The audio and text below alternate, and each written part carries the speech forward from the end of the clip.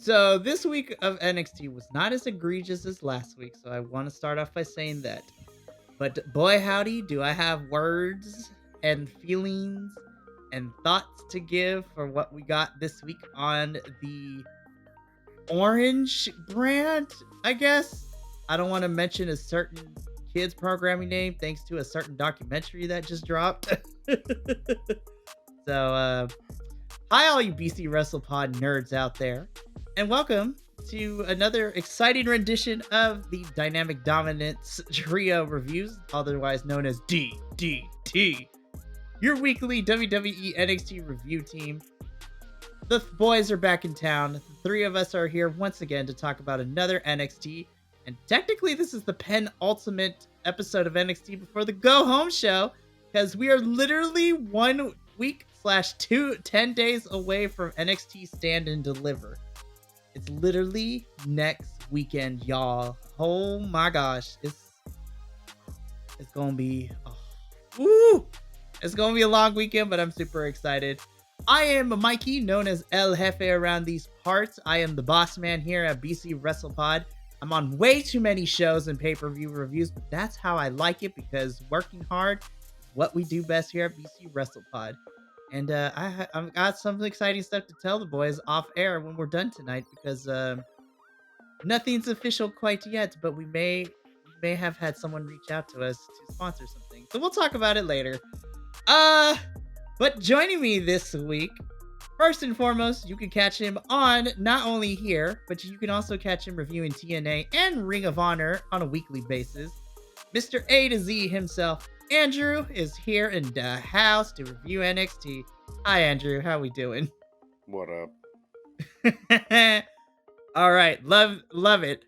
And then, of course, last but certainly not least, not only can you find him here on NXT, he is also our third co-host that fills out the trifecta that is TNA. Papa also himself, William Hurd. How we doing? I'm good. That was third wheel. I'm good. I'm doing great. So enthusiastic. I cannot wait to talk about this episode. Honestly, I actually have some bones to pick with this episode of NXT for different reasons. Then I'm gonna get on my soapbox for one particular segment because trauma. Will probably knows what I'm talking about. So we're gonna wait till we get there. So let's just jump straight into it, because NXT did not wait around. We opened up with a match this evening. We saw Daack versus Shawn Spears. And even though commentary didn't tell us, this is pretty much is what we talked about last week. This has some NXT North American Championship implications here, which, come on, we already know who was winning those two matches, but regardless, let's talk about this match. Daack versus Shawn Spears. Of everything that we saw tonight, for me personally, this was my match of the night, only because I really, really love Shawn Spears. I'm still a little sad that he lost, and this is how we gave him his first loss in NXT. But honestly, what happened afterwards made me chuckle and giggle a little bit. So I'm hoping that we get something later down the line, which is fantastic. And Daack wasn't necessarily horrible in this match either. Look, I don't have as big as a hatred or, a botherness by Daack. I just don't like his character. Then again, his last character was in a really horrible faction on the main roster, and nobody won in that one. Except for maybe Mercedes Martinez. She found a way to get out of Dodge before she was part of that thing. And then WWE still let her go. Whatever. Anyways. I thought this match was fantastic. I miss Shawn Spears being taken seriously in the ring, because I felt like in the other company he was not utilized to his fullest potential. I'm also very biased towards him because he is married to one half of my favorite women's tag team ever of the modern era, the Iconics, aka the inspiration for those of you that watch Impact / TNA. I love them so much. I thought this was a fun match. Shawn Spears does awesome things. Daack wasn't bad, but this match won my match of the night just for the simple fact that Joe Gacy popped up like Where's Waldo and stole the chair, and then Shawn Spears went to look for it and he was so distraught. Boys, Daack picks up the win here, so Daack is moving on to NXT North American Championship implications. But before we get to the second match later in the evening, boys, how did we feel about this opening match for this week's NXT? I will say that someone who is not particularly a fan of Daack. You're a hater. No, I'm just kidding. I'm okay with that. I'm fine in this case being labeled that way. This match was actually it was good. It was definitely one of my top matches of the night. I think it would have been better because it looked like Daack hit that dive that he did either too soon or didn't go far enough. And I feel like the little injury that Spears suffered to his knee was legit, even if it was just like a tweak or something, because they didn't focus on attacking that knee. Commentary didn't make a comment until like halfway through the match about it. And it looked like he kept trying to like get back into working on it. So you could tell it was just Spears wasn't working at 100%. I hope it's nothing too serious. But outside of that, they did well for what they could do if he was injured. My biggest issue with this was I really hate Spears taking his first loss this early on. This is his third match since he's made his big reveal, and I feel like they were building momentum, and now all of a sudden it's kind of lost a little bit with that. Especially because this match was kind of unnecessary. It had no build. There was nothing to it, and we kind of knew what the outcomes were going to be. So there's other people that could have taken this loss to Daack. So I think that was a big mistake, having Spears in this if he's not going to win it. Even if he was going to lose to Femi, facing or not win at least in that match, I would have rather see them. Again, Daack keeps getting put into the middle of these situations, and I just feel like I'd rather not see him in there, and I'd rather see us building naturally to this Gacy Spears thing with what was already happening with Spears. But all in all, the actual match itself, I think they did a good job. Yeah.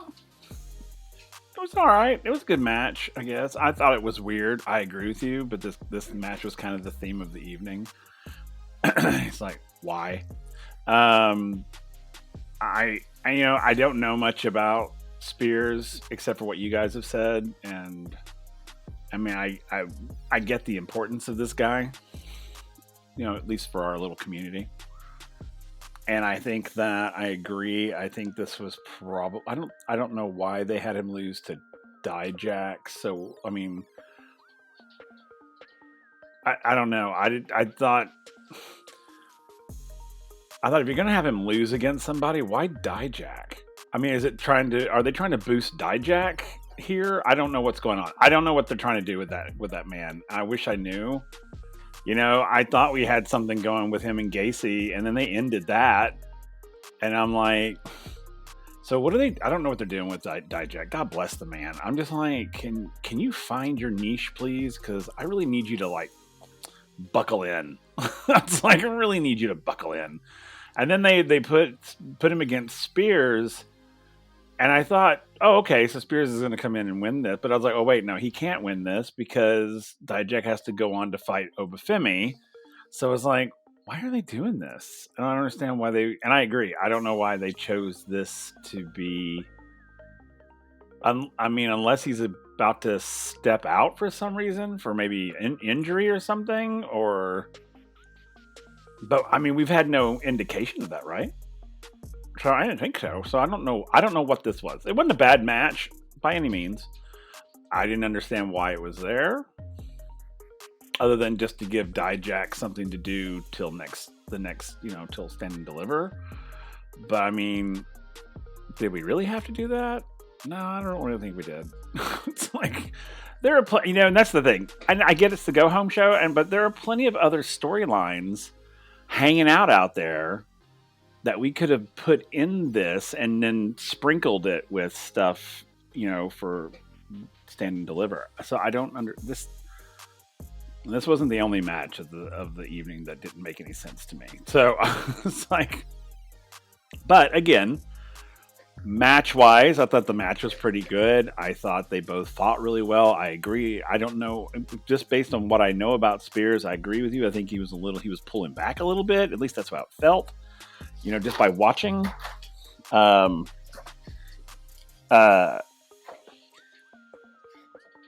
don't know. I didn't feel. This is a hard one because I feel that I honestly believe that Spears should have won this against Dijak.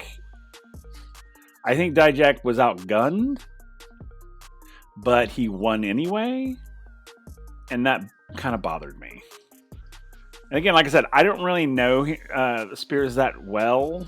Like I said, what you guys are saying, a little bit of things that I've looked up and kind of gotten the community's sort of feel for him, but this match, I didn't get it. I just didn't get it. I didn't understand how he lost this, other than Dijak has to go face Oba Femi, and they don't want him to lose right before. I get that, but then put him up against somebody else. I don't understand.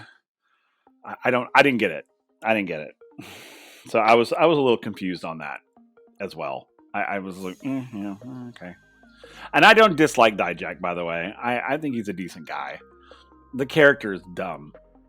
He needs to strip that character and create something new. And I don't know if that's what they're trying to do with him or what, but he is just floundering out there. I'm just like, I don't know who he is. I don't know what he stands for. I don't know anything. And this whole I'm a badass to be a badass is kind of wearing thin.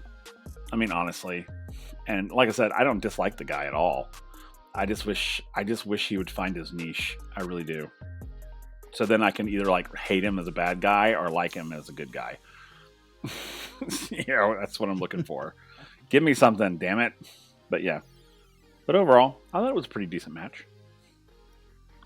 So, yeah. Final closing thoughts. This is a really weird choice for Spears to lose this early since being in NXT against someone like Dijak, but we shall move on. So next we get a pre-tape segment with Roxanne Perez. So we get the villain origin story. So because Roxanne is watching a video she had put together for her leading into Stand and Deliver last year of how she is super happy to be in NXT. She loves it. And the current Roxanne is like, ew, that used to be me, gross. Is basically what the whole entire theme of this entire segment was. And so Roxanne is now the bad girl because she decided to break the rules and, go into business for herself, as the term goes in this business.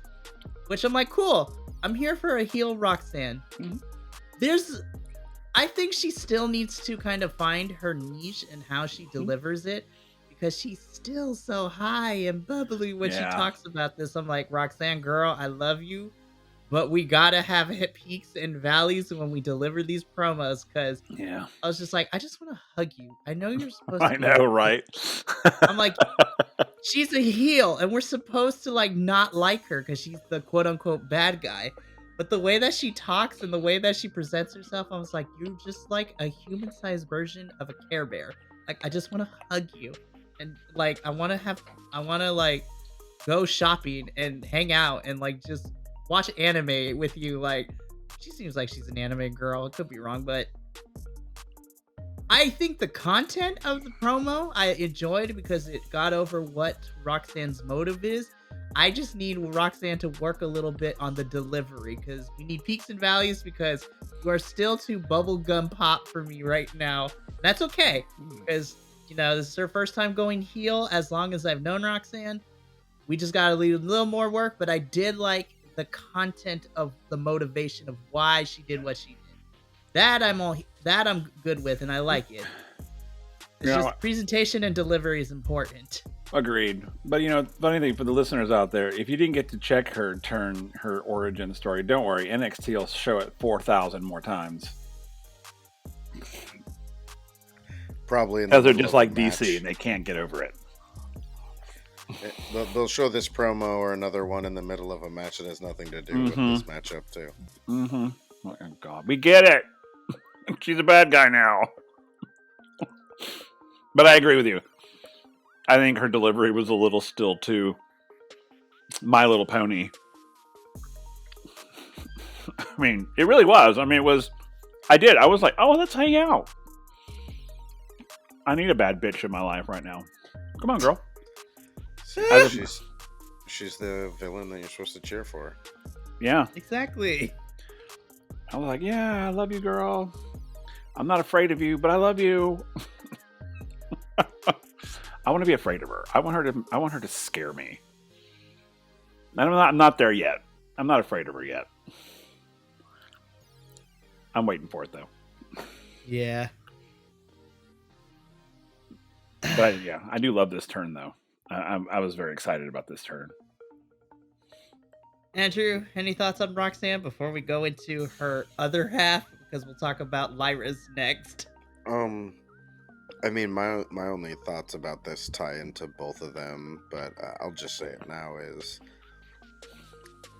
since we've been building to this showdown, and maybe it's because they've done a decent job, and she's done a really good job of showing the justification for why she's feeling this way and the turn that she made.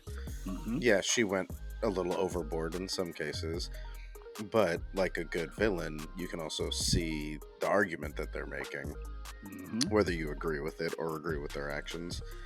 And honestly, in the buildup of this, I'm rooting for Roxanne. Like, I don't have anything against Lyra or anything like that. But yeah, I'm all for Roxanne winning this, and I'm on her side cheering her through this showdown. Me too. So.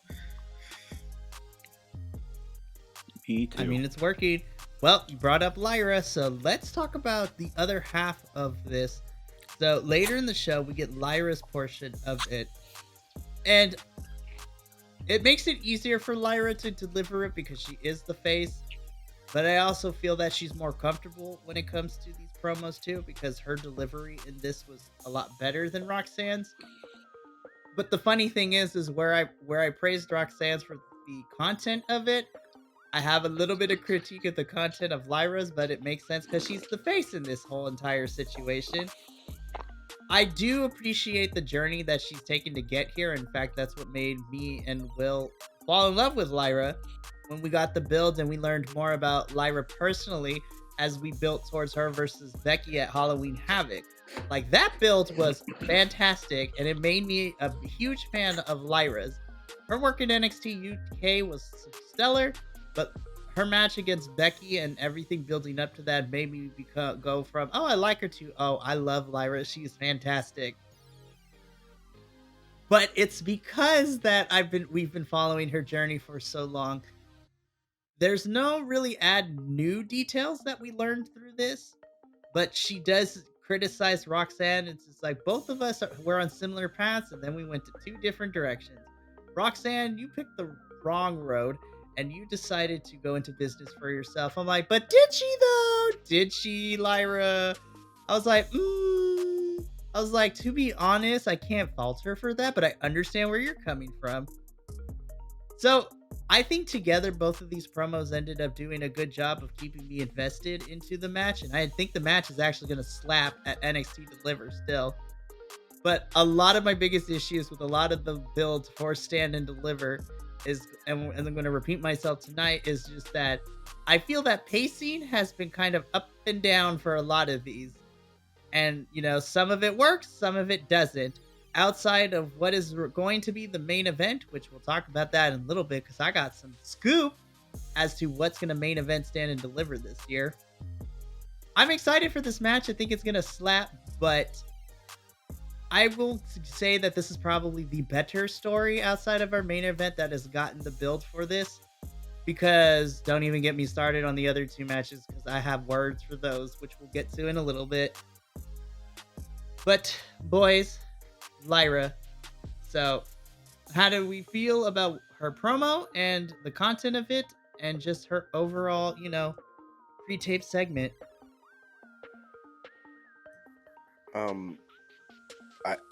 It's interesting because I kind of felt this way even before we got to this point, but I kind of feel like the turns should have happened the other way, and maybe we'll get that after this match. But I feel like we could have seen Lyra go heel, and us already like cheering for Roxanne, like really build on that because she had some justified grievances when it came to her winning or losing her title.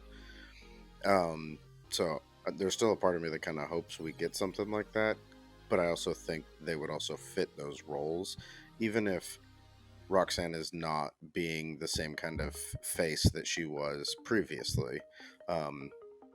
But all in all, I agree with you also that this is probably the second most interesting storyline going into Stand and Deliver compared to most everything else that we have already announced for that show.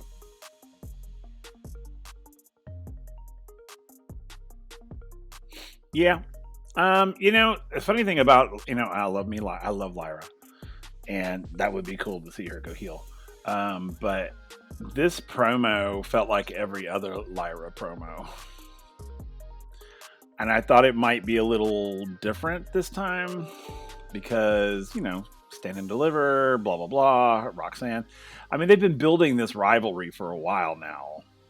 And I feel that both of the promos weren't powerful enough. I mean, I just was like, when Lyra's came on, I was like, oh, okay, this is the same Lyra promo we get every time she's going to face somebody for the championship. I mean, it may look different, like cinematography wise, but it's the exact same thing. And I really wanted to see, because hers are always like that soft music playing and that sort of heartfelt. And I get that, and I totally get it. But I'm like, girl, you're defending your title. I'd come out with a little bit of edge. You can be, you don't have to be lawful good. I mean, you can be, like a, neutral, if you want to be, maybe even a little leaning to the other side. But I just wanted to have a little more edge. I mean, she's already got the image of that. It's like, but every time, all the promos are all like heartfelt. And I'm like, I mean, even Roxanne's, even though she was taking a trip down, Amnesia Lane, it was like, I mean, it was edgy. And, it could have been done better, but I was with Lyra's, it was just so like, look at the rainbows and the clouds and it's very paint by numbers, and we've seen this kind of promo from Lyra before. And don't get me wrong, it doesn't take anything away from her as a wrestler. No, not at all. But I feel that for this type of story you're trying to tell, that worked with Becky. The story building with Becky, because they do have that friendship. Yeah. And as Lyra as a challenger, she respects the heck out of Becky because that's her teacher, that's her mentor. So when Lyra this is Roxanne. Becky, that's what I'm saying. When Lyra beat Becky, that was all about respect. Yeah. Now Lyra, the narrative is about revenge for both. Roxanne has beef because she wants her title that she never lost, and every opportunity she's gotten so far has always been some sort of shenanigans, like the one-on-one match at Vengeance Day turned into a triple threat when Lola cashed in. And then along the way, too, she's never got a chance to get that back because of things like Kiana James stuck her nose into, Roxanne's business. They had a baller match at Halloween Havoc, which then led to a disappointing deadline match. And then Lyra, since then, has been teamed up with Tatum Tot over here with Tatum Paxley. And I thought it was fun. But then I feel like we forgot that Lyra was your NXT Women's Champion throughout this whole entire saga with Tatum. And so now that Tatum has kind of like been pushed out of the picture for momentarily, now they're scrambling to be like, oh yeah, this is a match. This is an NXT Women's match. Let's build up our champ. Now Lyra has had some fun defenses against Xia Li and Blair. But then when Tatum got into the picture, we kind of lost the plot a little bit. Not a little bit. We lost it a lot. We got lost in the sauce. I mean, don't get me wrong. I love Tatum Tot, but I was just like, I didn't understand what that did for either of them, to be honest, other than raise, Tatum up because she's like, cohorting with the champion, but I didn't. I mean, was it just for shits and giggles? Is that what it was? Because that's annoying. You know, when you're messing with like championship stuff, like titles. I mean, yeah, you can have some fun, I think, and have a good time. But this went on way too long, like way too long, and so I didn't really get that. But yeah, it was weird. It was weird. And again, I love both of them. I love Tatum is great, and of course Lyra, but I just didn't understand what that was. I mean, I didn't understand. I mean, honestly, I don't understand. I mean, it didn't really do anything for Lyra. It didn't. I mean, try to make her a comedy star, maybe. I don't know. I feel like there were two ways that I thought there were two ways they were going to go, and they didn't really go either of those. Either Tatum was eventually going to turn on Lyra, but I feel like maybe because that storyline was happening at the same time that the Trick and Mello thing was happening, they're like, that's a little too similar. Or Lyra was going to turn and embrace like Tatum's madness and go heel. Which would have been great. Yeah, but they didn't do either of that. So they just kind of went nowhere. But I do agree, Mikey. I do agree that because of the nature of this rivalry, I thought Lyra's thing was way too soft.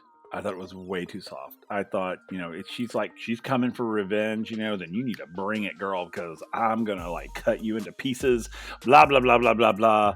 And you have a nice day. It's like, I needed something more. And this always, and I think, and this is the thing, I think Roxanne's going to take the title. I really do. And here's why. Because Lyra was so soft in this promo. Because I'm like, why are you being so soft? Because to me, it's setting her up for defeat.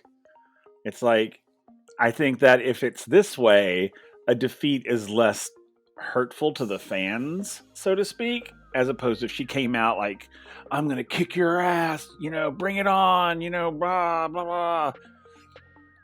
And because we've seen this happen before in the past, where the champion is all like, oh, this is going to be, it's about mutual, or this, that, and the other, and then they get their ass kicked. And I'm just like, I think, and as I was watching it, I was like, I think they're telegraphing that Roxanne's going to get this title. I think they're telegraphing it. That's exactly what I got from this, because this was a defeatist promo. This was a, hey guys, I'm leaving, that sort of. So I'm not gonna like set it up too much. The other thing too, and this is the last thing that I'll say on it before we move on as well. We talked a little bit about this last week, but after seeing these two promos and kind of analyzing them together, I think the narrative that NXT has been telling, I feel that Roxanne needs to win this more than Lyra, only in the sense that because if Roxanne doesn't win, then the heel turn, the actions that she has done, her motivation kind of makes no more sense, and it kind of gets thrown out the window a little bit. Whereas Lyra, I feel that can lose, build herself back up, and to be honest, I love seeing Lyra as a chasing challenger, like what we got with her and Becky. The chase was probably the funnest part of that whole build into that match, and I think Lyra, from what we've seen so far, does better as a chasing challenger more so than a champion. Again, I think this match is still going to be fantastic, because this is probably, outside of Blair and a couple and maybe one other woman on that roster, I think Lyra and Roxanne are like the top of your NXT women's division, and I think this match is going to kick a lot of butt. So I'm going to follow Andrew's way of doing things around here in NXT, because my notes are completely different than what actually happened. So we get Thea Hale's entrance, we go to commercial, we get a whole bunch of people in the back who are auditioning to be the hosts of Stand and Deliver, which include Hank and Tank. Honestly, I would have been Brindley Reese, Idris Enofe, and Malik Blade, and honestly, I kind of would have been here for those three to be the hosts, because I think that would have been hilarious. Andre Chase cursing out things, which was also really funny to watch. But, we're just going to wrap this up because Metaphor goes into the office and we find out later that Metaphor is going to be your host for Stand and Deliver, which I'm okay with because I love me comedic Metaphor, as we saw them when Noam Dar was champion and they changed the theme of the booth leading into No Mercy's Heritage Cup match where they dressed up as the Matrix and then all kinds of stuff. I'm here for the shenanigans of Metaphor, but I also like that they were having a good time in the production truck, so that was fantastic. Yeah.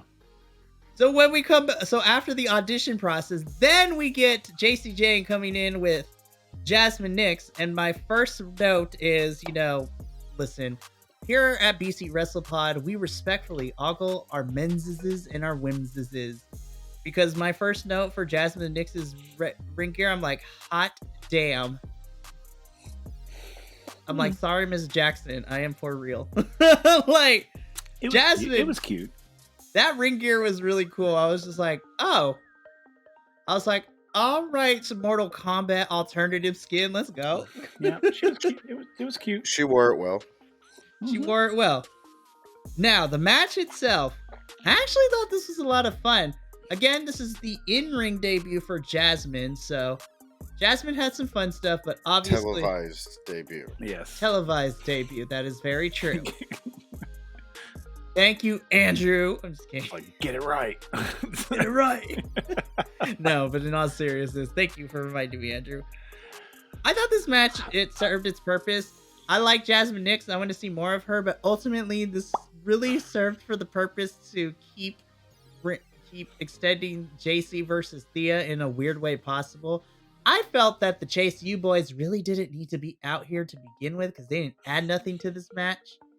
Because Thea ended up ultimately winning anyways. The match itself was fine. What I cared more about is what happened after the end. Yeah. Well, again, that's the running theme for these last NXTs. The match was okay, but what happened the end, though? Afterwards. But no, talking about this match, I actually enjoyed this match because I enjoyed watching Thea. She was wrestling.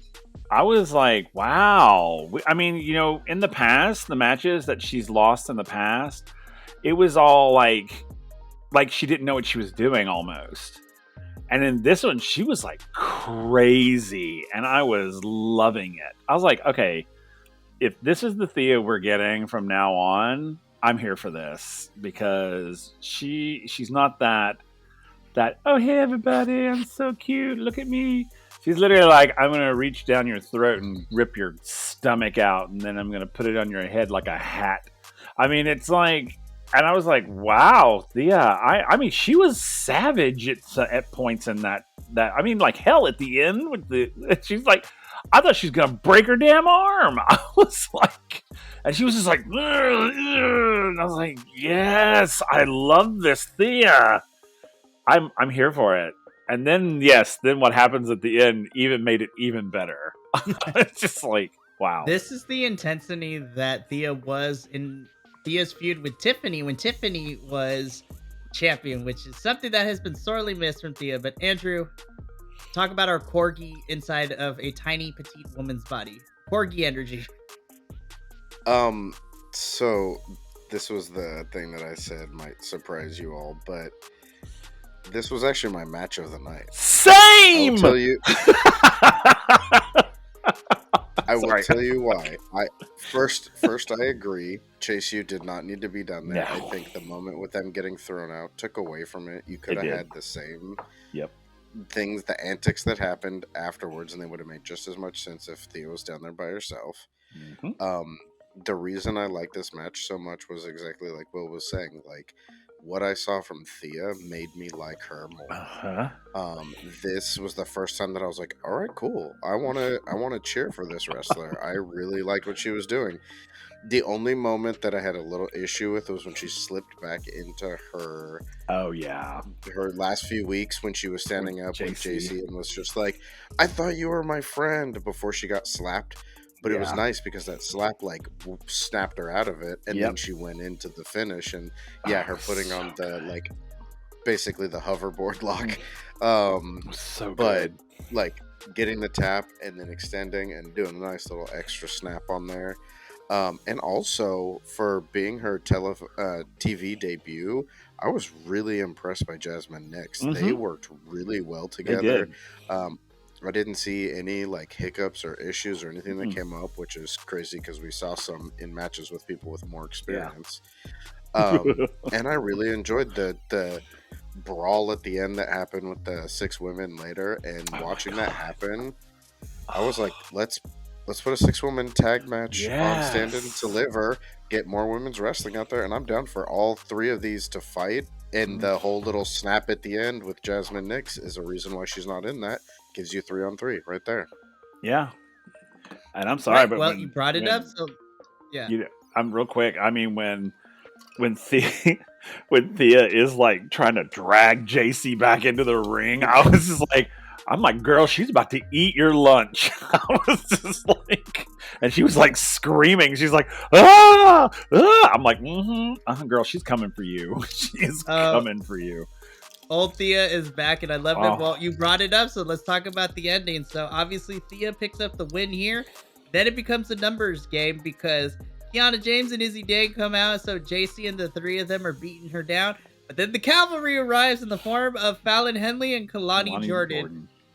Kalani and Fallon jumping Kiana and Izzy last week still lives rent-free in my head, and I love that we're continuing. So then it becomes a brawl, and then Will, as you mentioned, like, they had to pull Thea away because she was like trying to tear JC's weave out the whole entire time. God. She's pulling hair, she's pulling teeth. Like, Thea was just going it, and so our face trio stands tall at the end of this thing. And Andrew, I'm hoping we manifest it into reality because I swear NXT is listening to us somewhat, because I want to see this match happen. If not on the main card to Stand and Deliver, do the pre-show, because Kalani versus Blair at No Mercy is still one of my favorite pre-show matches NXT has done in the last year. Like, that match was fantastic. And honestly, it should have replaced what opened No Mercy. We could have put Baron and Bron as the pre-show. But this is before they became the tag team, though. True. So. Yeah. True. But I'm excited. We haven't got word that the 6th woman is happening next week, so here's hoping that there's time to put this on Stand and Deliver. All right, so we go from this. We're going to wrap these next 3 singles up. So we get the 3-part documentary series Prime Target.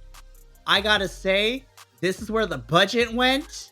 I don't care what nobody says. When we look at all 3 parts, this was my favorite segment of the whole entire night. Only because I'm a big sucker for those kinds of stuff. But part 1 was probably my favorite because it recapped Mello and... So let's just talk about the parts individually.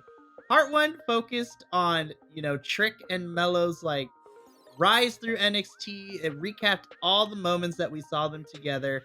But then it also pivoted halfway through when we got to see the turn, which started when we got reminded that Trick asked John Cena, like, when did you know it was your time? Bro, and then when Carmelo popped on screen when it was raining with the water, I'm like, is he about to shoot an R&B music video? Like, what is happening? But this was part 1 was fantastic. I love this. And again, the budget was here because we had like the sit-down interview with Booker T. They got Randy Orton like randomly. CM Punk popped up in here a couple of times. They went all out. And by the way, we got Tommaso and Johnny Gargano, which also is really smart because they had a feud that's similar to this, but they try to kill each other during the Black and Gold eras, which is crazy. But part 1 is just recapping their rise. Part 2, we got to see the Heart, where we got to visit Trick and his home, which is in Philadelphia. And then part 3 was recapping the latest drama, which is everything that happened at Roadblock onwards. This was my favorite segment. And based on the reports, I did get confirmation after looking into the news reports, Trick versus Mello will be main eventing Stand and Deliver next weekend, which I'm excited. This is gonna be fantastic. Boys, I'm gonna throw it to you. How did we feel about this 3-part mini documentary special of Prime Target, Trick versus Mello?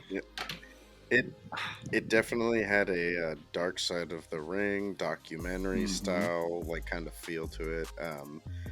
I thought it was a good choice to do that. Not knowing that it was going to be the main event, my thought was, this feels like the energy that you should give your main event, and it feels like this match is more main event quality than what you would expect in traditional, WWE NXT settings of the men's NXT title being the main event. But yeah, this was a great way to hype it up. Not having been there for much of their history, it was nice to get to see that. Yeah, I think these two are going to have an awesome match, and this was just a great way to hype it up. Yes. However, I hope they don't build this so much and it lets us down. I will be so pissed. Because this has been building for a while. I remember back in the day, when it was just Mikey and I, when we would talk about these two and how we're like, something's going on with these two. Oh gosh, it's about to happen. It's about to happen. We would go and go and go and go and go. So it's been building for a long time. And I will write an angry email if this does not live up to the build, because they have, I mean, literally, this is probably one of the, since I've been here, this is one of the longest story builds I have seen. And and it was one of those, it's like, oh, we were constantly like, oh, I think next week's gonna be the week, it's like I think, is that betrayal? I sense that betrayal's coming. And it was just like, it kept us on, man. It kept us hooked. And then it came to the head. And I'm just like, okay, we're there. And these promos were great. And it's really kind of just solidifying everything. And it just really kind of, it got me. So I'm like, you better not let me down. I'll be so pissed. I will be so pissed. So whenever I see these amazing production value type things, I'm like, oh God, what are they trying to hide? What are they trying to hide? Oh geez. I immediately go in pessimism mode. But it's just like, they were great. I loved them. I thought, the progression of them was great. And it was just like, it just made me more and more excited for this match. But I just hope we get what we've been waiting for, basically. But we shall see, I suppose. That is the statement that we say often here at BC WrestlePod. We shall see. But I am excited. And Will, you're right. So definitely this is the longest story that we've gotten for NXT building into Stand and Deliver. So it does make sense that this is the main event. Which is saying something, because you have an NXT men's title match that is also happening at Stand and Deliver. We're going to get into those story beats very shortly, because Andrew probably knows my pain, and we probably all agree on the same thing. But Prime Target, the budget went to this. I loved how we got random superstars, Punk, Orton, Gargano, and Ciampa, which makes a lot of sense because all these men have histories of being backstabbers or being backstabbed by friends in the company. And Booker T being like the figurehead telling this whole thing. I was like, yo, okay, this is great. All right, so we're going to speed through this next part, because the next couple of parts, because I want to spend some time on Ilya versus Stacks, because I got words. I got words for that. So quickly, backstage are with Alpha Academy training for the match that they're inevitably going to lose. No spoiler alert. Come on now. We knew what was happening. Okay. Lola Vice versus, open challenge, which ends up being Lola Vice versus Natalya.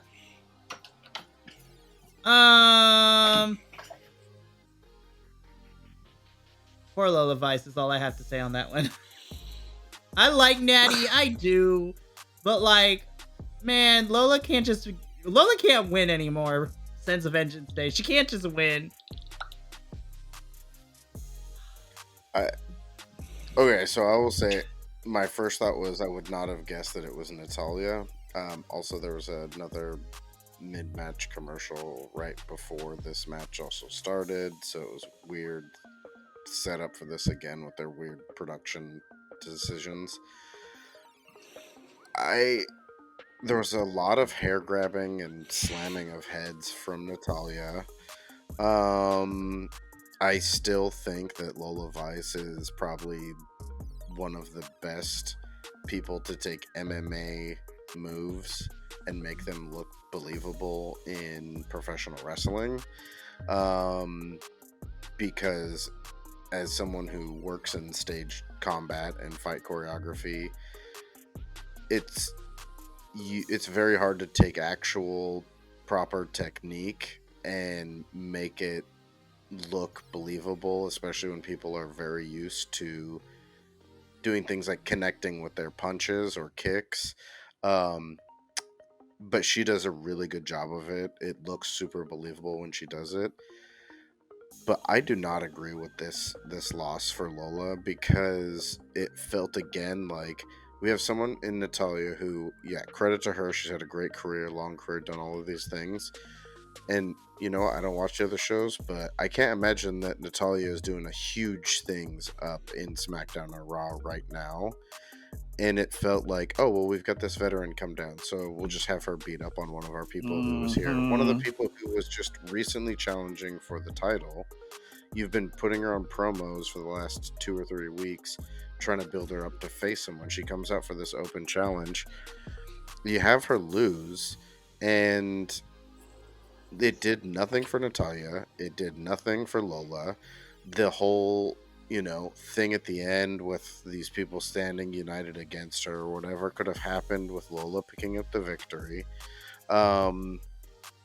I just didn't like it. It felt like bringing our veterans, our chosen people down to just get a victory because, well, we're not going to give them anything big up on the main roster, so let's let them beat somebody up down here.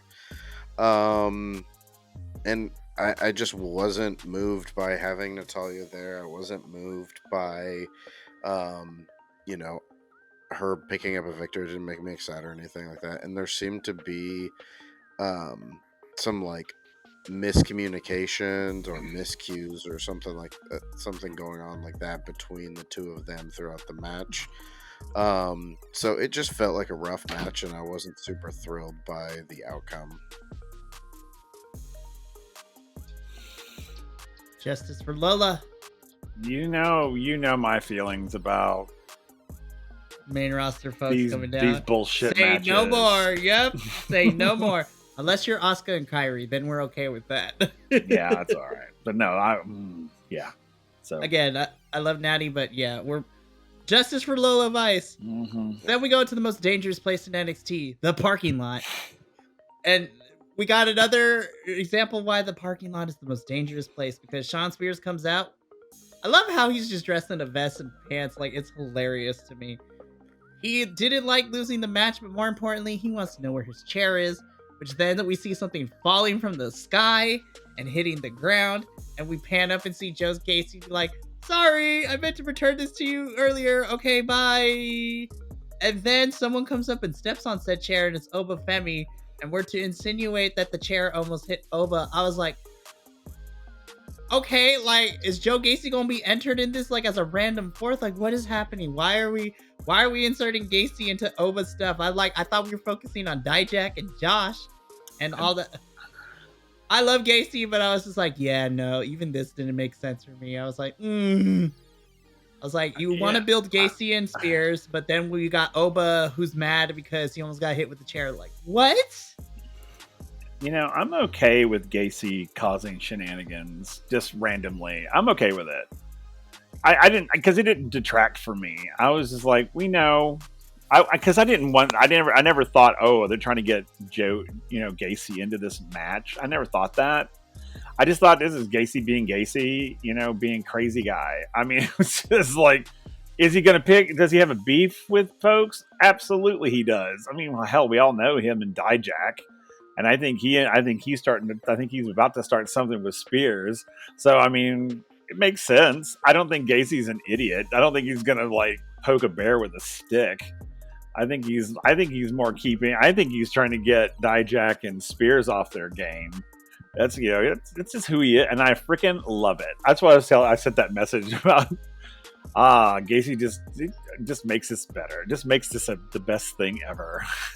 Any chance I get to see Gacy do something crazy, I don't care who he's doing it to. I'm like, please bring more of that. I mean, his whole laugh there. I mean, it was just. I'm just like, God bless America. I wish someone would pay me to do that. I talk about a dream role, just to be crazy all the time and, wrestle every so often, but literally just get to be crazy, just hiding in shadows and doing crazy shit. Absolutely. Bring it on. And I hope to God he does some crazy shit at Stand and Deliver. I really do. I hope they don't. I hope this is my thing about NXT also is they introduce these kind of fun things and then they don't use them in the pay-per-views. Gacy at Stand and Deliver just causing chaos. How freaking amazing would that be? And then all of a sudden he's in a match because they're like, we're going to take care of this guy once and for all, and just like, I think it would be great. And I think NXT has such an opportunity with Gacy, and at times I don't think that they are cashing in on it, and they totally should. Totally should. I mean, it's funny because Oba Femi was looking at him like, "You are a crazy son of a bitch," and I'm here for it. Go Gacy, Team Gacy. Yeah, I enjoyed the whole promo segment, everything like that. It kind of fit for both of these characters. I think the Oba Femi appearance was super random.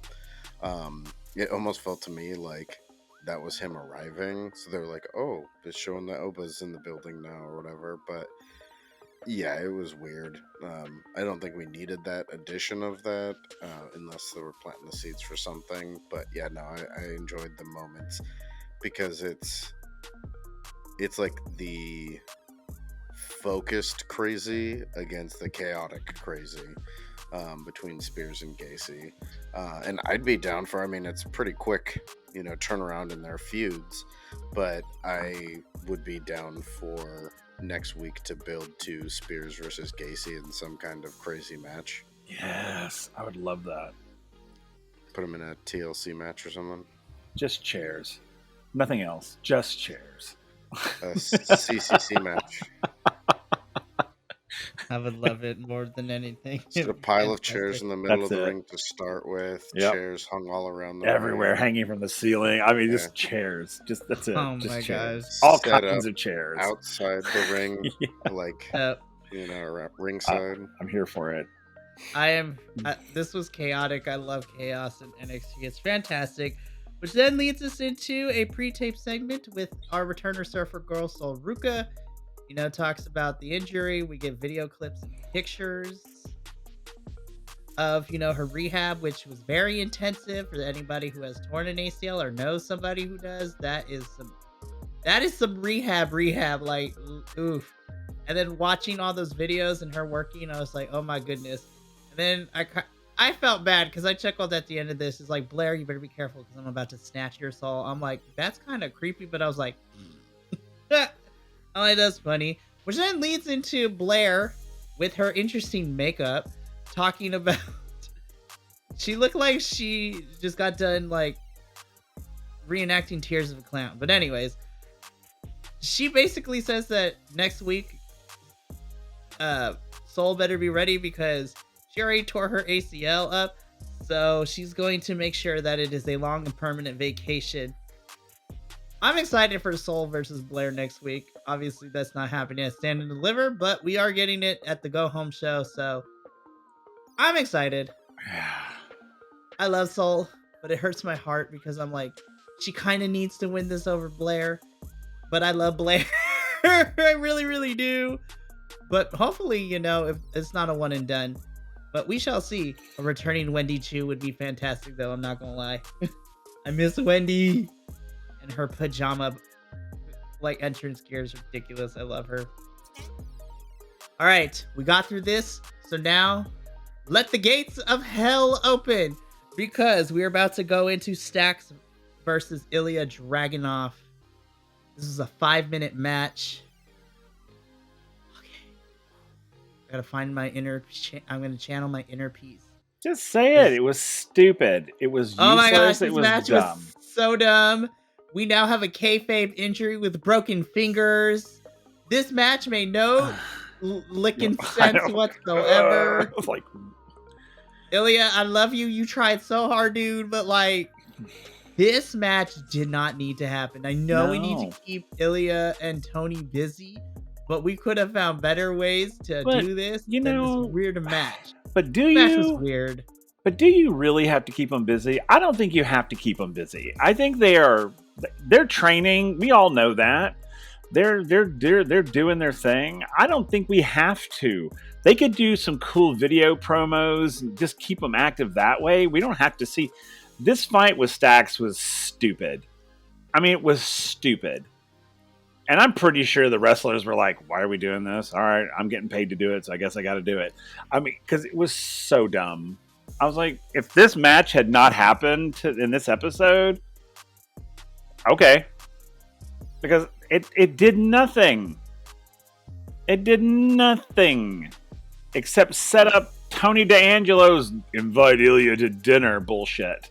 And I'm just like, you could have invite him to dinner without actually having this dumbass match. And I was just watching this going, why? I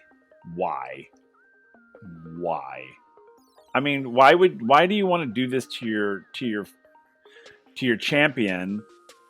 I mean, why? I mean, is this are we foreshadowing something? You know, what's happening? Because I mean, if that's the case, that's great, whatever.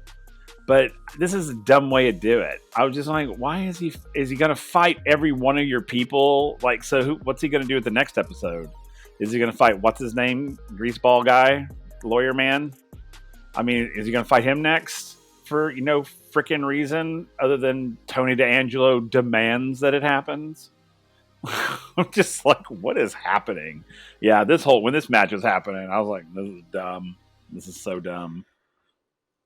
See, I have to disagree with one thing you said. This match does nothing. I think it actually did something. It made Dragunov look worse. I don't understand why. I don't understand why Stacks was hanging with and at multiple times dominating Ilya Dragunov in this match. Oh my gosh, I know. I get the whole angle of, they've been studying him and all that stuff. It's like, well, yeah, how long's he been wrestling in NXT? Of course they have, or whatever, but it still doesn't make any sense. It feels like what they're doing is they're trying to make him seem beatable so that the Dawn can beat him at Stand and Deliver, and it makes sense because up until now he seemed like unbeatable. He was Ilya Dragunov, he went out there, he beat Trick Williams, he was doing all of these other things. I would have rather seen, if they're going to have this match, Dragunov should have come out and he should have just beat the crap. Yeah, annihilated him. And sent a message back to the family, because up to this, it's made Ilya look weak and it's made him look dumb. This was a way for him to be like, you got your army, but I'll take them all out one by one if I have to until I get to you, and then I'm going to take you out because I'm the Mad Dragon, I'm the champion, this is my house. Yep. And it just made him look dumb and weak. And it was just bad. And the match itself was technically fine. It was a solid match, but the scripting of this match was horrible. Horrible. Maybe. Yeah. My thing is, if I were going to change how we're telling the story, I feel that we should not be getting any matches that involve Ilya or Tony for the next 2 weeks. And do like a Goodfellas, like mom style thing where we had the dinner last week. Ilya was being disrespectful. So what does Tony do? He sends in a couple of goons to rough up Ilya, but it doesn't necessarily work. Then the go home show, you have Ilya show up to the warehouse, which I'm assuming this is where he's inviting Ilya to next week, because afterwards Tony has Mr. Crucifino send an invite to Ilya, which, by the way, Ilya, I love you. You tried to sell it, but that was really awkward the way we're trying to open that envelope. So we'll talk about that. So Luca comes in, gives this invite, and Ilya's struggling to open this while pretending to have a broken finger. I'm like, that's not how broken fingers work. But anyways, how I would have told this story is, like I said, dinner doesn't go well last week. Have a couple of goons rough up Ilya, doesn't work.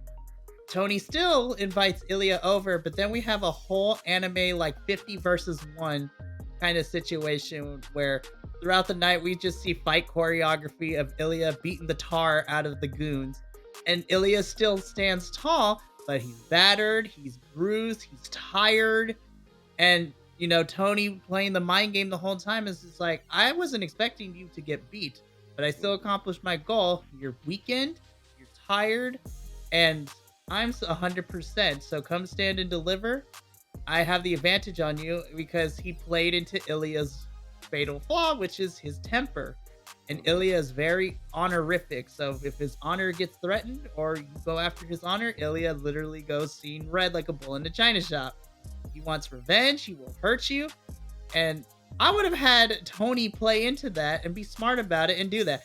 But does NXT listen to me? No, because we got this, and I hate this so much.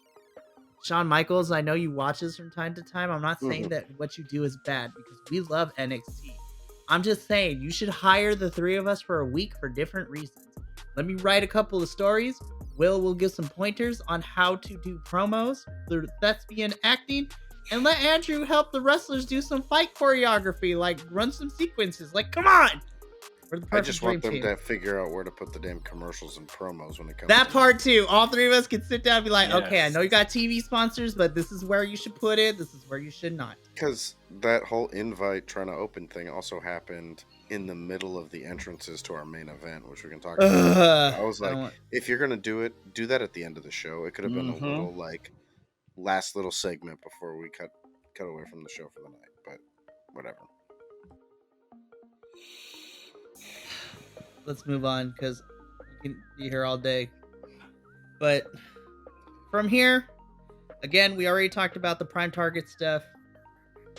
So backstage, I thought this was funny. We got the Wolf Dog, so Baron Corbin and Braun Breaker, acknowledging how Braun Breaker has been the last couple of weeks.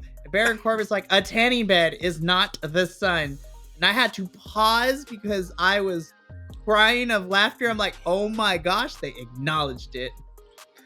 Well, and then Braun's like, yeah, no, I know that. I was like, handing the bottle of the Braun with the sun on it. Like he condensed it into a bottle. Oh my god. It was so stupid, but it was great. I love these two. I freaking love these two. Okay, as a team. Okay, like this first part of the promo was fantastic. I thought it was great.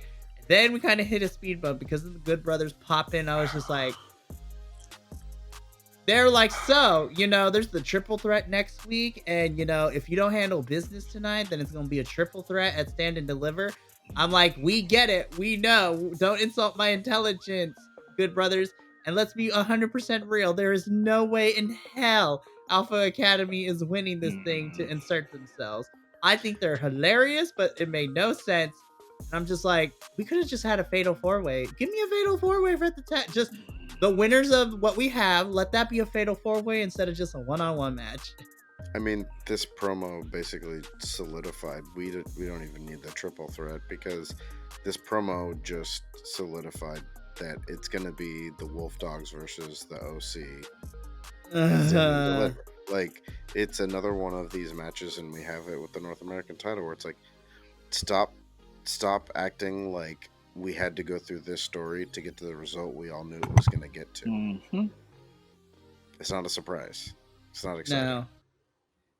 No, and, you know, we'll talk about... Stop treating us like we're idiots. We get it. We know. We're not dumb. We're like, it's like... Yeah, I know. So, okay. I gotta mentally prepare myself, because this is the part where I was the most angry at. because I have very strong feelings, and this hits a little close to home in some certain regards, but we get this in-ring promo segment from Ridge Holland. I'm going to summarize this, and then I'm going to go in, because the course of this promo, Ridge Holland kind of just speaks from the heart a lot.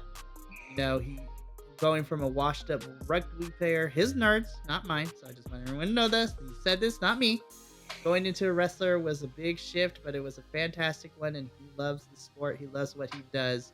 But over the last couple of years, there's a lot of things that have happened. He didn't explicitly mention them all, but we know from the Big E injury to Pretty Deadly getting injured in a match with him, Ridge has unfairly been given this moniker of being unsafe in the ring, which is totally not fair to him. And Will, we talked about this before. Big E has come out multiple times and said it was an accident. Nobody is to blame. It's part of the business, but people still went in. And over the course of the last couple of years, Ridge Holland has had to shut off his social media twice because of everything that has happened. He goes on to say for his mental health and for his own sanity and to protect, you know, the things that matter most to him, that being his wife and his daughter, and basically telling us to prevent him from becoming very nihilistic in the world, he's going to be retiring from in-ring competition indefinitely. And then the crowd says, "Thank you, Ridge." He puts the microphone down, walks out. I have never been more angry inside of an in-ring promo and a story in NXT more than I have with Ridge's story that has been his thread line for this whole entire thing. And me and Will have talked about this when we first got Ridge in NXT all those months ago. And Andrew, we've talked about this too as well. All three of us have. There are not enough words in the English dictionary to express my anger, my disappointment, my rage that we are using this as a storyline, because, again, we have to be very careful when we use real life traumatic events, as well as those feelings that are correlated with said events that we're using. In this case, Big E getting hurt while wrestling Ridge, and then also the other injuries that unfortunately happened while people were wrestling Ridge. The mental toll that it took on Ridge with, you know, getting death threats, people trying to deport him, like just the very ickiness of the internet wrestling community reared its ugly head on multiple occasions to Ridge, and it got to him. Now, what makes this worse for me is that I am 90% sure this is a work, and I hate this for Ridge, and I hate this as a trope. Call me sensitive, whatever you call it. I hate this type of character development and character story in general across any medium. Trauma and, you know, bad things happening to people should be utilized in the context of building them back up to break through them and to succeed.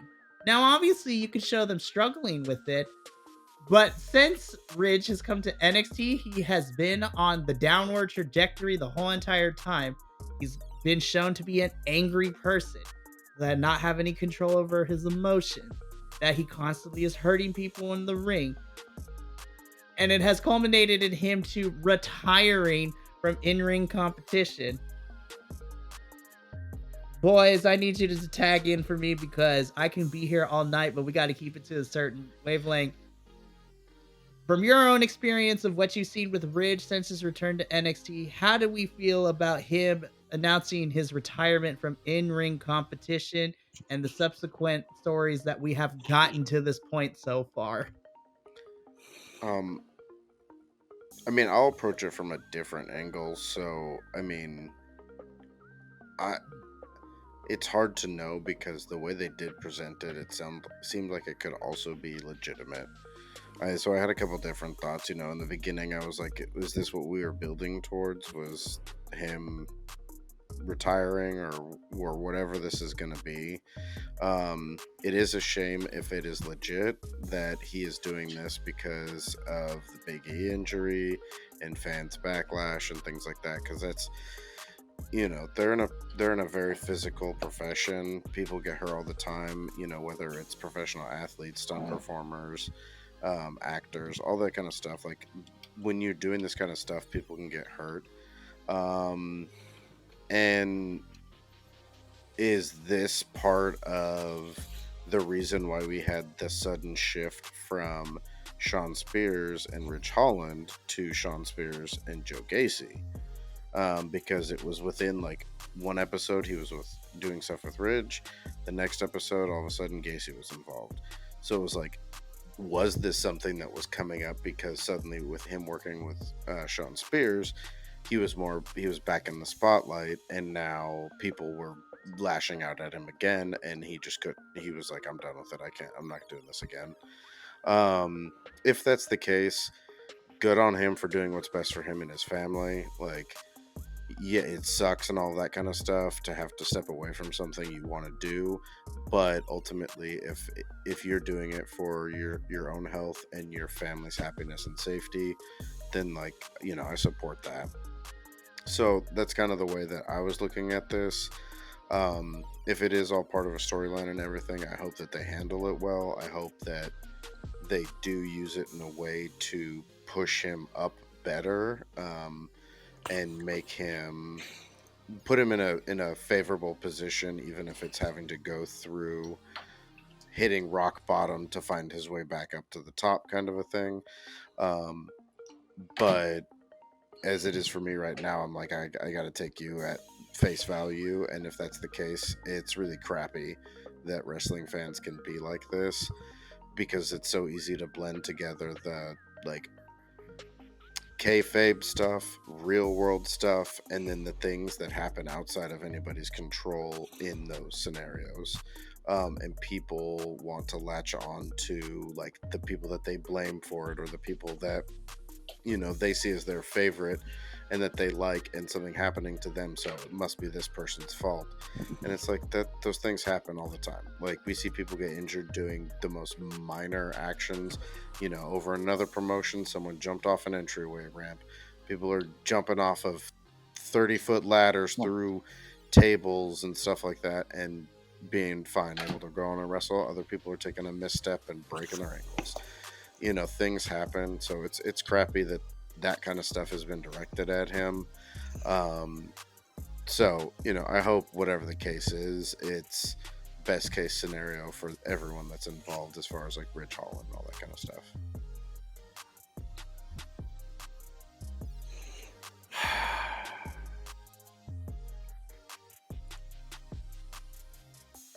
I don't even know what to say. All I know, okay, I do know what to say. I think this is a storyline. And here's why I think it's a storyline. Because it felt too sincere. If you look at, like, when Wesley had to leave, and then look at this one. This one was too perfect. This one was imperfect. There was, even though he may have had a speech prepared, the speech was imperfect. This speech was too perfect. And so the whole time it was happening, I was like, they're about to do it again. They're going to do it again. Now, here's my thing. If he's leaving, he's retiring indefinitely, quote unquote. And then suddenly he does come back. He damn well better come back in a different frame of mind, because I'm tired of this. I'm tired of NXT using this trope they've got him on. I don't care for it, only because I don't think trauma is at all entertaining, whether it's real or not. You know, that's why I'm in theater. I don't like method actors. I can't stand method actors. And this feels very method to me, which is dangerous. And so I'm just, the whole time I was watching it, I don't believe him. And this is sad, because if it's true, then this is shame on NXT, because it's now become the boy who cried wolf. Because now he's all like, oh, this is all this because of this, that, and the other. And I'm like, okay, so has everything else been. So is this like legit, or are you having us on? Because if you're having us on and it comes back and it's more of this, I'm going to be pissed. Not just, for me and the audience, but for Ridge too. Because this thing that they've got him in, this is not fair. This is not fair to him. Because you're right, Andrew. You're absolutely right. And this is a business where getting hurt it's every day. I'm like, it's literally you walk into work thinking, I could get injured today. And it not because, of anything. It's just accidents happen. Crap happens. You miss your mark and you get hit. And it's part of the business. So the whole, just avalanche coming down on him because he injured, quote unquote, people think he believes that he intentionally injured. And I'm just like, are we really building a character on that? Like that this man is legitimately going out into the world and hurting people on purpose.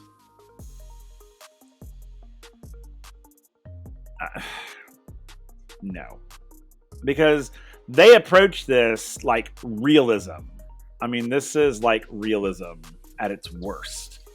Because when Ridge first came in and we were learning about all of the stuff and then the way they were treating him, and he would get beat down in the ring every time after a fight and no one came to his rescue, even as a performer, if you have to perform that character every single day for 8 hours a day, it takes a toll on you.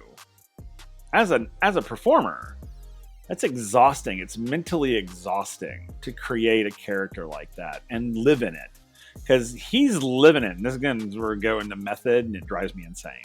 But and it's like, and so this feels like an NXT storyline happening, and I'm kind of not here for that, unless he just, something happens and he comes back a completely different person.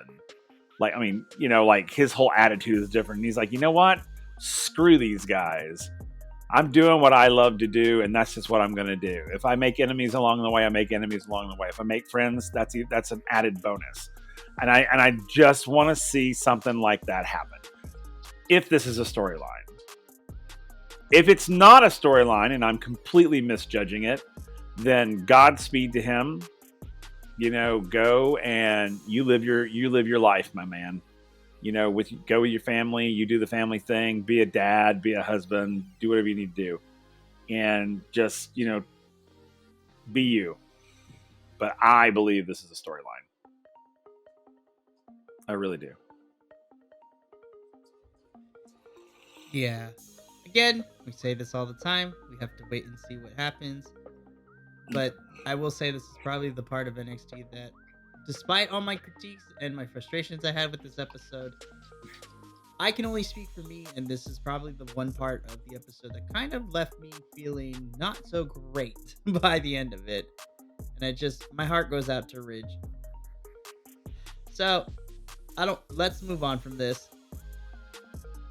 So let's take our pointed tones from being frustrated from, presentation of character development and using trauma as a real thing, to the WTF booking that we are getting for this North American Championship, because then we get our second having North American Championship intentions match. Duke Hudson, our big dumb golden retriever energy boy. Oh, buddy, I love you, Duke, but we knew what this was, taking on Josh Briggs, who was already in the ring looking like a reject from Sons of Anarchy in that outfit.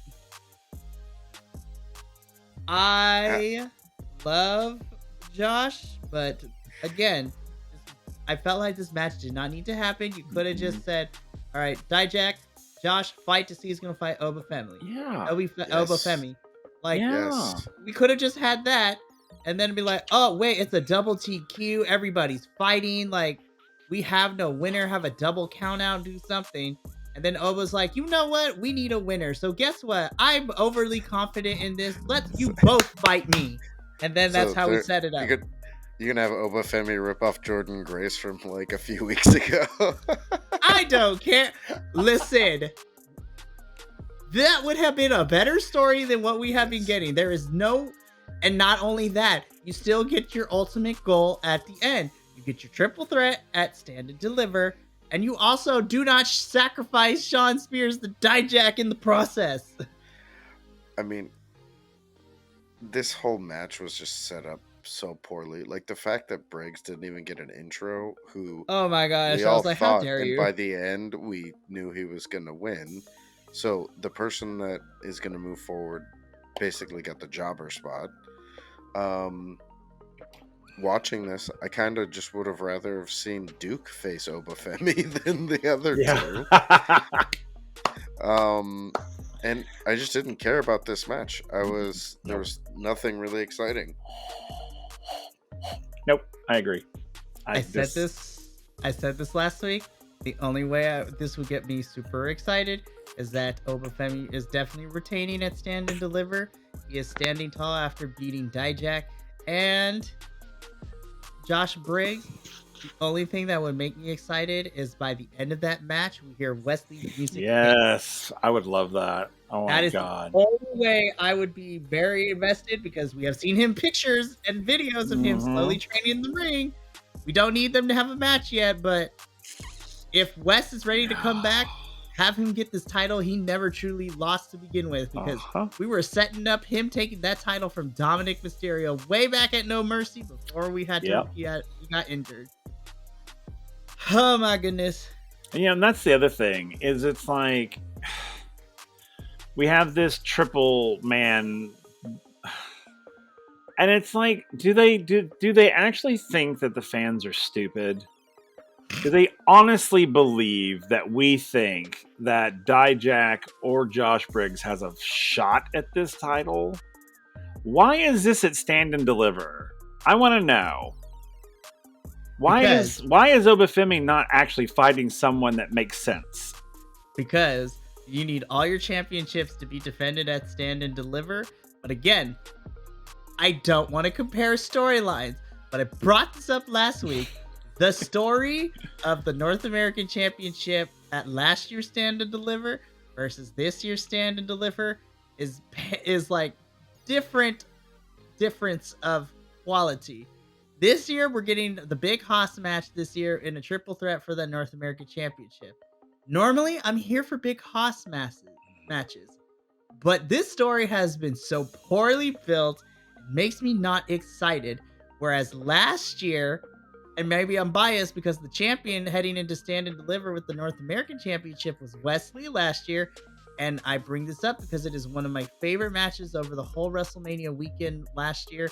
That was the Fatal 5-Way for that North American title with Wesley, Dragon Lee, Axiom, JD McDonough, and Ilya Dragunov of all people. Like,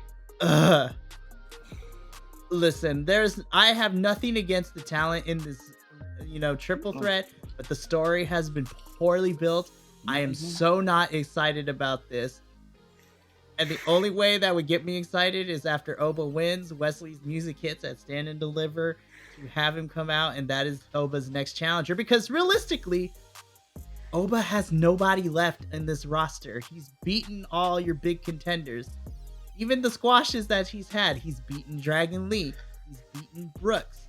He's about to beat Josh and Dijak. And he beat Lexus King at one point too.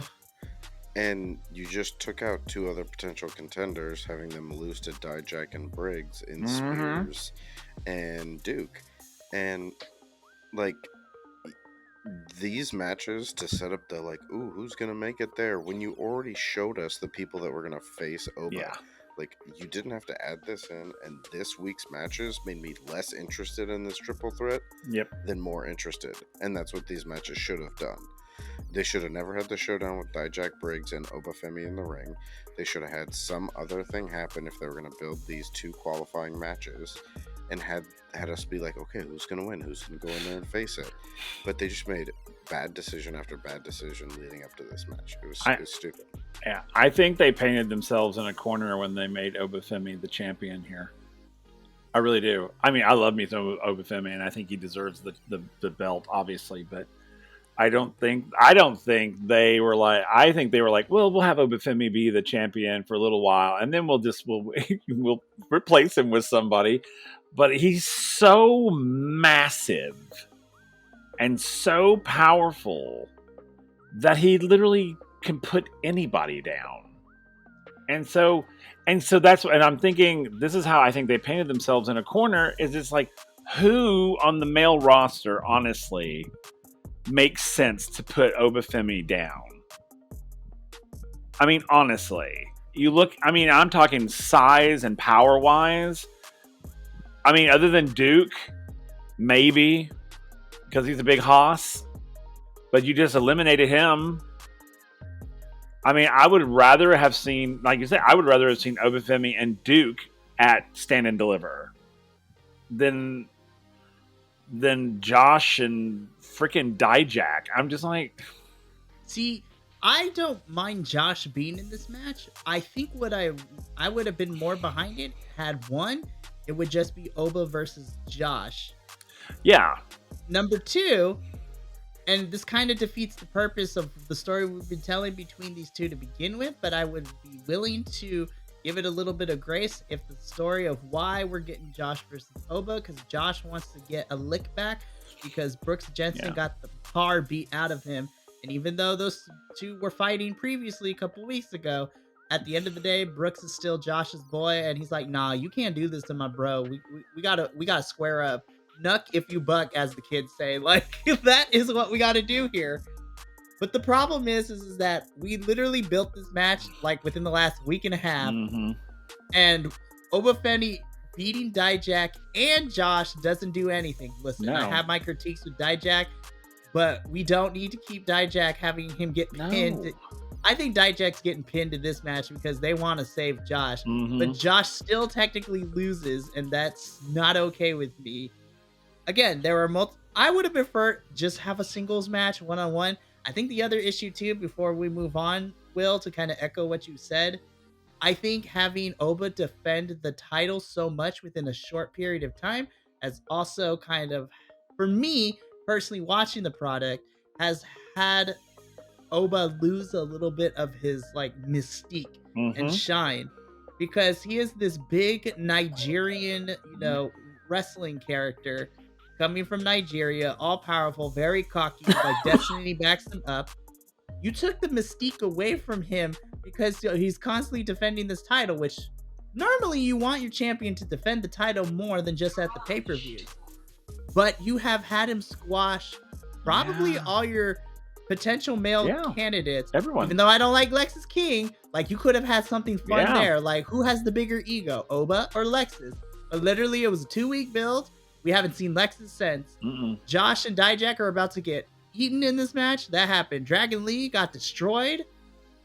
Honestly, Dragon versus Oba was twice.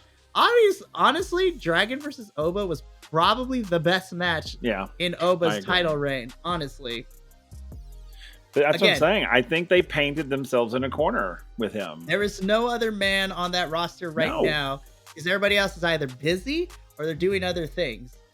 And then my question is, in Oba's position, why would you not be challenging for the NXT title?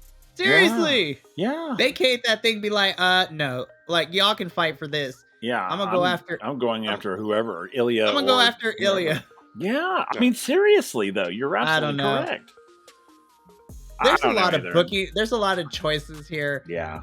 We're getting, this match got confirmed during our bumper section, so we're getting the triple threat for the North American Championship, Carmelo and Trick, the NXT Women's Championship, and the NXT Championship. So we have 4 matches confirmed, and then as of next week, we will figure out who is going to be moving on to face the Wolf Dogs for the Tag Team Championships, which pretty much is now our main event.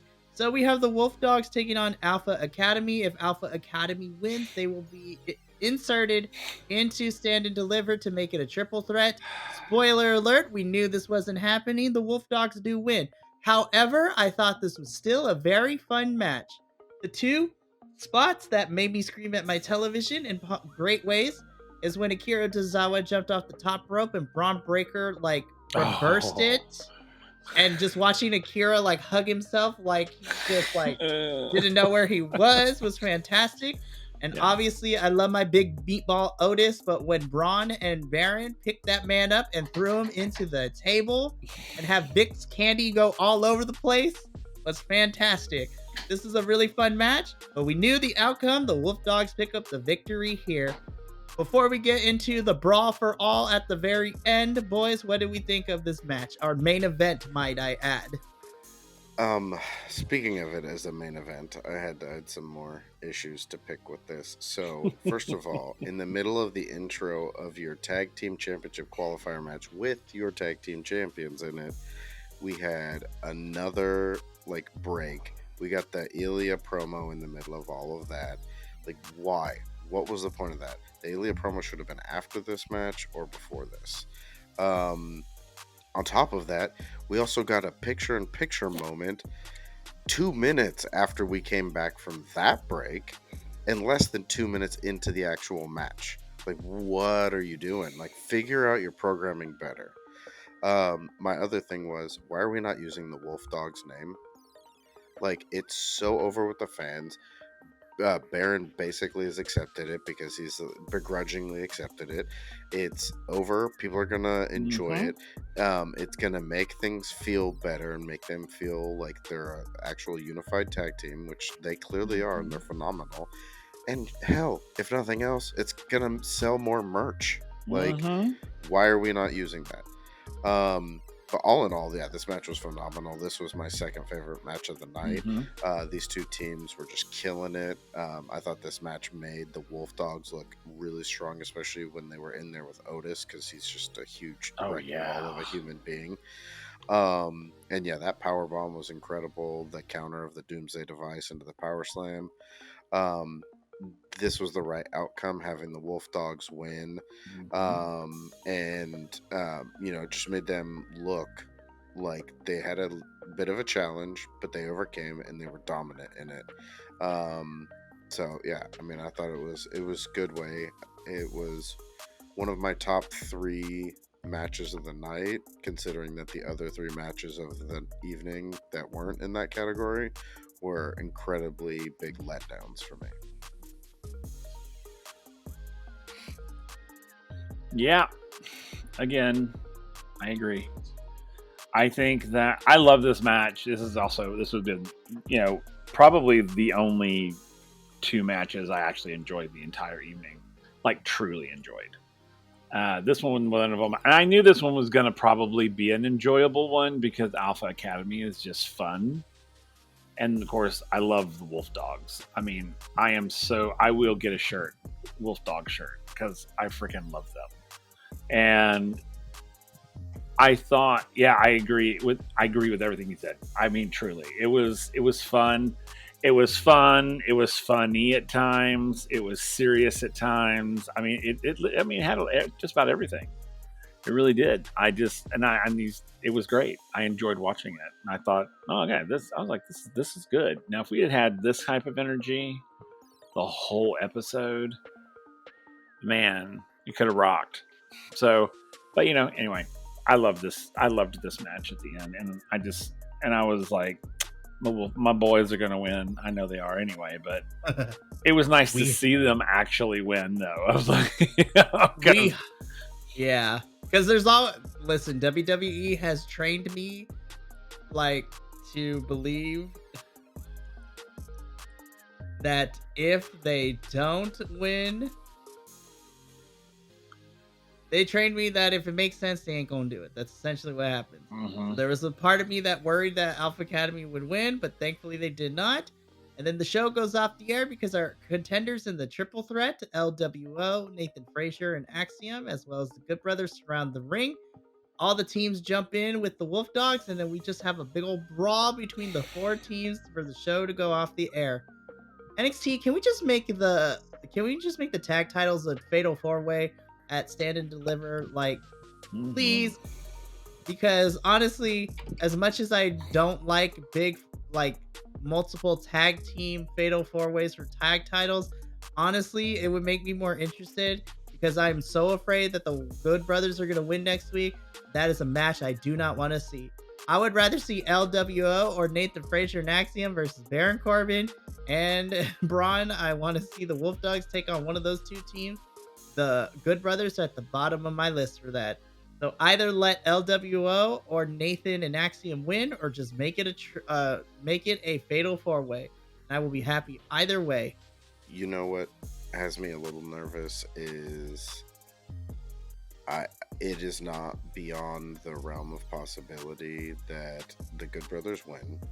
They go on to Stand and Deliver, and they defeat the Wolf Dogs, and that's how they split up Baron and Bron, because they've already talked a lot about how Bron is signed to SmackDown, and they're trying to do stuff with him, and it almost seems like they're like, hey, look, Good Brothers, we don't have anything for you. We're not gonna keep you with AJ and do anything meaningful with that, because we'd rather just use him in other stories.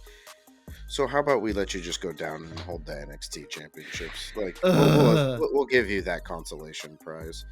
And besides, we want to use Braun for other things, and he will just split him up with Baron. And it's like, it's taking the things that the fans are enjoying and behind and getting rid of it, and it's pushing the things that you think that the fans should be behind. And yeah, it too much of their history is put me in a bias to believe that that's with a high possibility of happening, and it irritates me.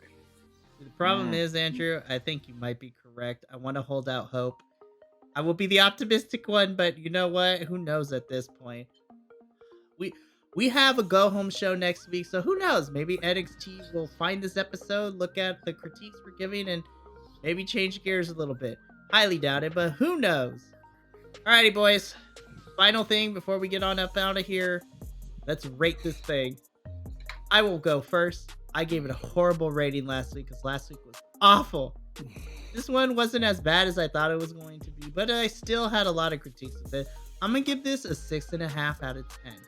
No, scratch that. I'll give it a 7. I'll be fair. 7 out of 10 for me. I thought it was okay. Again, the Thea and Jasmine Nick match was fantastic. I liked Daack and Shawn Spears, and the main event was a lot of fun. Obviously, I really liked the Prime Target documentary special that we got. Lyra and Roxanne's put together was decent, but everything else made me upset. Especially when we got to Ridge. That knocked a lot of points off for me specifically. Because I hate when we use personal trauma as story development, because if not handled with care, it does more damage than good.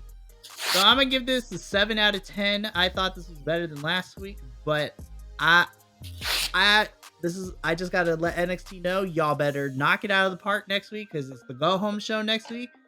I'm still excited for Stand and Deliver, but you need me to you gotta help me get more invested than I already am, because I'm interested in Stand and Deliver. I need y'all to get me excited like I was last year with last year's Stand and Deliver, and excited of what we were getting on that card.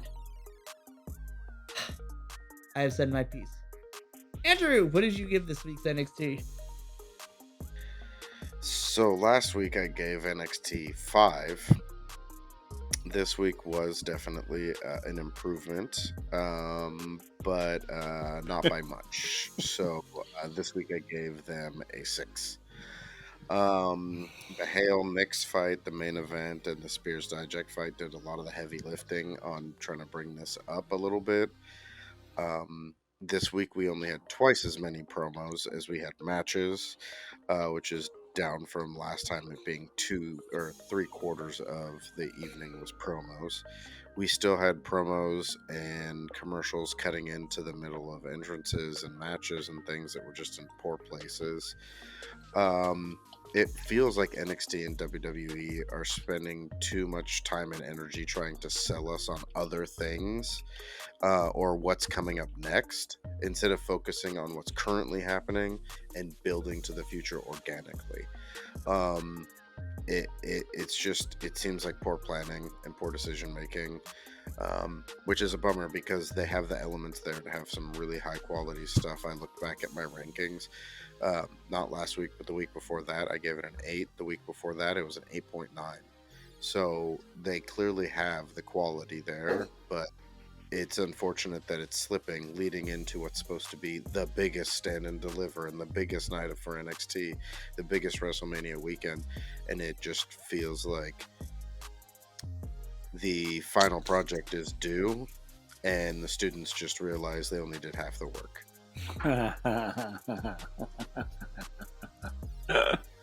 See, on a meta level, that hurts, Andrew, but I totally agree with you. And I don't disagree at all. And I gave this a 6 as well, because last week was atrocious. This week was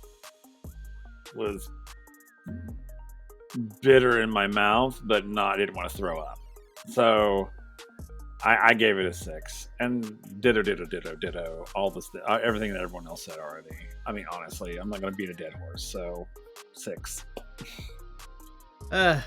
Alrighty. Like we mentioned, NXT, next week is the go-home show, and it is going to be the last stop for us until Stand and Deliver, because once we're done with that review, it is full steam ahead to Stand and Deliver, which is 10 days away from today at the time of this recording. So, 10 days. So, boys, all I have to say is, next week, you're going to want to stay tuned to the socials, because Monday Night Raw is going to be dropping the exclusive of what to be expecting during WrestleMania weekend. And it is going to be very early for all the NXT boys. Because we got the watch along and we got the review the following morning. Just, hey. Good thing the NXT crew isn't also the TNA crew. Thank God TNA. Not TNA, the Ring of Honor. I was like, Will's like, hold on, did TNA put a pay-per-view in the week? No. I know. Thank gosh, TNA. Thank goodness, TNA did not put a pay-per-view in that weekend. The Ring of Honor boys, specifically me and Andrew here, are going to be dying because the night before we are doing the Ring of Honor pay-per-view. But again, all those announcements will be made next week. So let's do some housekeeping and then we're going to get up on out of here. If you enjoy what we do here, you can check out other DDT reviews as well as all the other reviews here we have at the BC WrestlePod YouTube channel. I mean, you can see our beautiful faces on a daily basis because we pretty much release a video every single day because we have no lives and we love professional wrestling. It's fantastic. But if you want to see more shenanigans, you can check out the social medias at BC WrestlePod, wherever you can find us. We're pretty much on every social media site. And if you want to find a one-stop shop for all the social medias, as well as how you can donate to the cause, you can check us out on the Next Level app, which is currently only in mobile version right now. But hopefully we will have a website very, very soon, thanks to Next Level. They are working on it as we speak. And then, the boys at Next Level have been really, really fantastic. So shout out to them for, wanting us to be on part of it. So thank you, boys.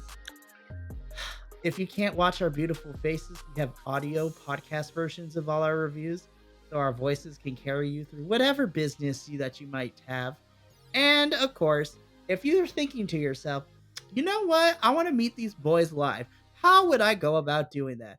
Well, we might not be Dalton Castle's boys, but we are a good substitute because you could catch some of the BC WrestlePod boys at the New Jersey Wrestling Show on Saturday, May 18th and Sunday, May 19th.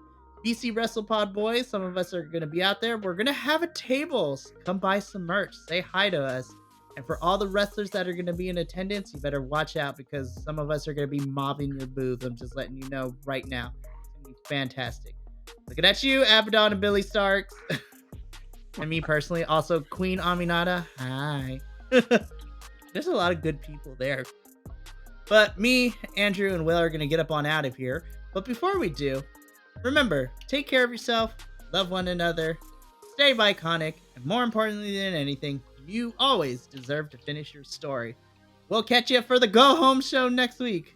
But until then, ta-ta for now. Thank you so much for tuning in to another Vibe Tribe production. What's gonna happen next time? Well, you're gonna have to tune in to find out. But until then, remember, take care of yourself, love one another, and as always, make sure that you keep the good times rolling. Thank you for being here, and we'll see you next time.